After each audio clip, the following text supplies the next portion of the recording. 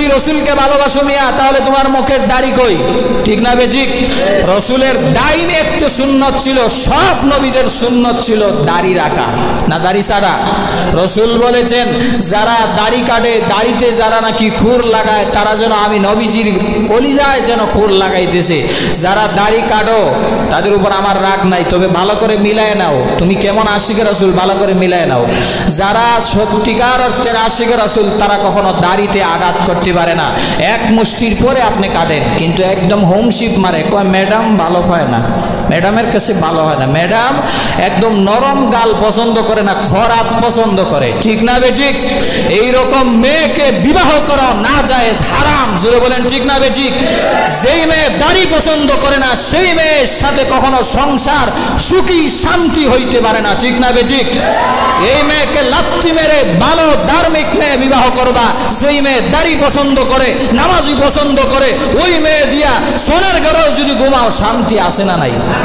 আরো জোরে বলেন আসে না নাই?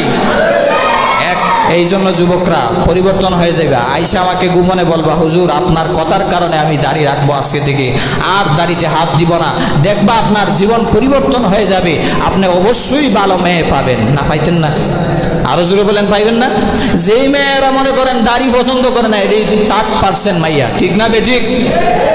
আর এই জন্য বলতেছিলাম, যারা দাড়ি রাখে না, আপনি দুনটার নয়কার না, এটা লেখা নেন, অন্তরের ভিতরে লেখা নেন যে আপনি সত্যিকার অর্থের আশিকে রাসূল না।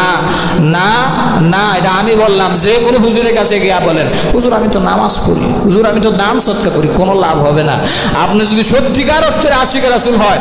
কারণ দাড়ি যারা কাটে 24 ঘন্টা তার আমল নামায় গুনাহ উঠতেই থাকে, খাইতে, ঘুমাইতে, নামাজ পড়তে, কোরআন তেলাওয়াত করতে 24 ঘন্টা ফেরেশতারা গুনাহ উঠাইতেছে। এটা হলো গুনাহে জারিয়া। একটা আছে সদকায়ে জারিয়া, আর একটা হলো গুনাহে জারিয়া। দাড়ি যারা কাটে এটা গুনাহে জারিয়ার আমল হচ্ছে। এজন্য ভাই দাড়িগুলা রাখবেন, এটা রসুলের আদর্শ। আপনি রসুলের মহব্বত, আশিক রাসূল